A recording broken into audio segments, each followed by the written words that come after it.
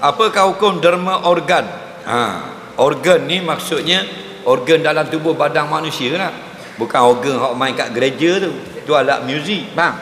Baik, derma organ makna anggota badan manusia ada dua.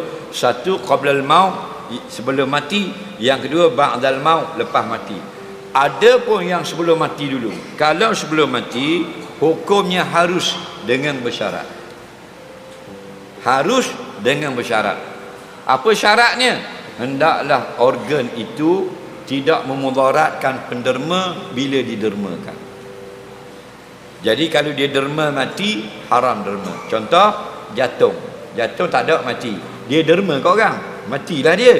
Haram, dosa besar. Apa yang boleh dia derma? Yang bila dia keluarkan tidak memudaratkan penderma. Contoh, buah pinggang yang sihat, katanya tabib, kita boleh pakai sebelah saja.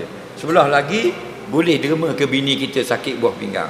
Jadi dia beri sebelah ke bini, dia mudarat tak? Tak ada apa-apa. Sebelah boleh memproses, membersihkan lagi air kecilmu. Faham lagi? Hukumnya harus. Lagi apa? Kita derma darah tidak memudaratkan kita. Kerana bukan derma semua. Hukumnya harus. Bila harus? Ketika perlu. Kita derma mata jadi buta, tak boleh lagi sejid, tak boleh ngaji. Haram. Tak boleh. Itu yang sebelum mati. Ada pun selepas mati, ulama terbagi dua. Pendapat yang pertama membolehkan derma.